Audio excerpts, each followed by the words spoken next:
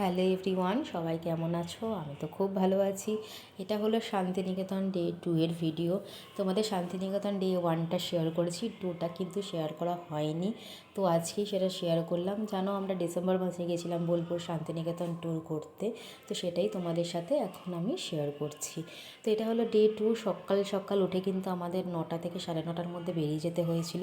বেরিয়ে আমরা ফার্স্টে চলে এসেছিলাম বিশ্বভারতীর এখানে। তো তোমরা জানো যে এখন এখানে ঢুকতে দেয় না, করোনার পর থেকে কিন্তু বাইরে থেকেই দেখতে হয়, কিন্তু ভিতরে ঢুকতে দেয় না। তো আমরা বাইরে থেকেই অনেক জায়গাগুলো কভার করেছি, করে তারপর একটা বড় স্পটে গিয়ে আমরা নেমেছিলাম। এগুলো আমরা টোটো করে যেতে যেতেই দেখছিলাম। আর এই মাঠটায় হয় পৌষ মেলা। আমরা যেই সপ্তাহে এসেছি সেই আগের সপ্তাহে কিন্তু পৌষ মেলা উঠে গেছে। তো এই জন্য গাছ ফাছগুলো সব খোলা হচ্ছিল, দেখছিলে। আর এইটা একটা বট গাছ বলেছিল, কিন্তু কী নাম বলেছিল আমার ঠিক মনে পড়ছে না এই মুহূর্তে।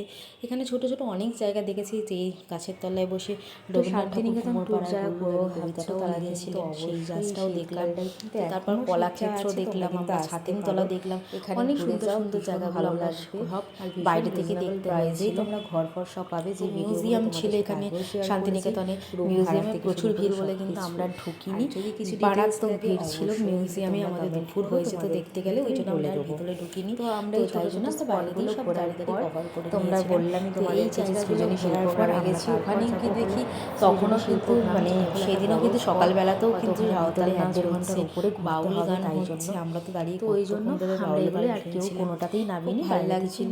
আর এটা হলো কলাক্ষেত্রটা, বিশ্বভারতী যার ভিতরতে দেয় না, সরি এটা কলাক্ষেত্র না, এটা হলো ছাতিমতলা।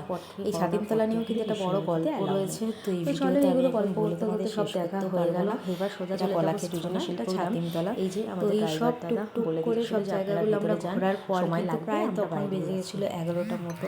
তারপরে আমরা চলে গেছিলাম গ্রামের ভিতরে। তো ভীষণ সুন্দর একটা গ্রাম। এ দেখো একটা পুতুল ঘর, এখানে বিভিন্ন রকম পুতুল এখানে আছে। আর গ্রামটা কিন্তু ঘুরে দেখতে বেশ ভালোই লাগছিল। আর মাটির ঘর আছে গ্রামে, সেখানে আঁকিবুকি করা, এদিকে বাউল গান হচ্ছিল, এদিকে একটা স্টেজের মতো করা, সেখানে পালকিতে বউ চলে যাওয়া হচ্ছিলো। এখানে ঝিনুকের ভিতরে ঠাকুর ছিল। এদিকে দেখো মাটির ঘরগুলোর গায়ে কী সুন্দর আঁকিবুকি। আর এই যে দেখো বউ চলে যাচ্ছে পালকি করে। আগেকার দিনে বিয়েতে যেমন হতো সেটাই কিন্তু এখানে তুলে ধরা হয়েছে। এদিকে একটা বড় মাঠ ছিল, যেদিকটা হচ্ছিল সাঁওতাল নাচ। আজকে আর আমরা নাচিনি, আমরা আগের দিন যেহেতু সোনাঝুরি হাটে নেচেছিলাম, আর তাই আমি কিছু ভাবলাম যে এমনি ফটো ভিডিও করে নিই ট্রানজ্যাকশানের জন্য, সেটাই করছিলাম, কিছু ফটো ভিডিও তুলছিলাম। তো এখানে দেখো আবার কত সুন্দর সুন্দর দোকান আছে জিনিসপত্রের, কত হার কানের।